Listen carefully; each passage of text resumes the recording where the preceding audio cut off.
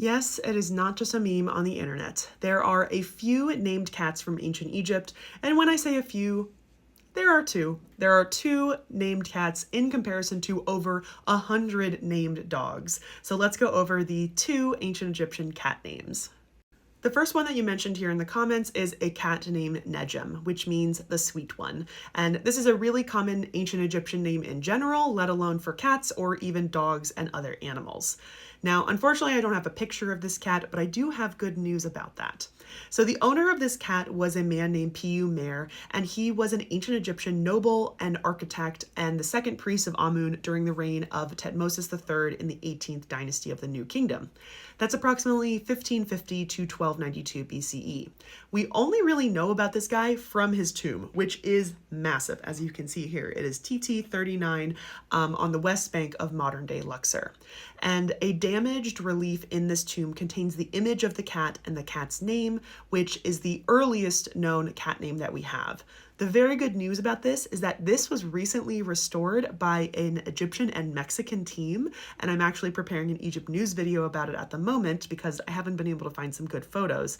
But this tomb may be open to the public very soon because this restoration was pretty intensive and it looks like they're getting ready to open it. Now, the other evidence for the named cat doesn't actually come from a tomb, but from an actual sarcophagus made for this cat. This cat's name is Ta Miu, which literally just means female cat or lady cat. Miu is the ancient Egyptian word for cats, and it is an onomatopoeic word, which means that it sounds like the thing, like the sound that the thing makes, like meow, Miu. So this cat was owned by Prince Thutmose, who was the eldest son of the pharaoh Amenhotep III and Queen Tiye. Now, even though he is the eldest son of a pharaoh, I only called him a prince because he unfortunately died before his father's death. He is actually the older brother of Amenhotep IV, who later becomes Akhenaten, and so this would actually be Tutankhamun's uncle. And we have very, very little depictions of him or writings of him because he died before he became pharaoh.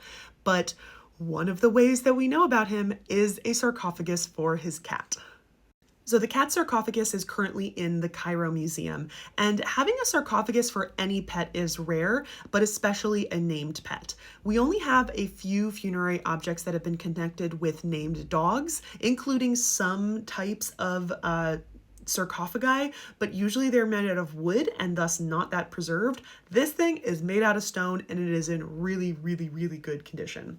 And it definitely proves the point that the ancient Egyptians definitely had pets and definitely had some sort of personal relationship with these animals rather than just seeing them as working animals.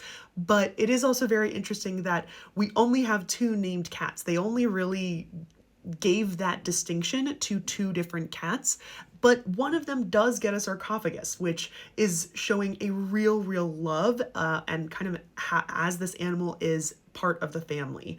So it's just very interesting, the juxtaposition between how many named dogs we have and versus how many funerary objects for named dogs we have versus this.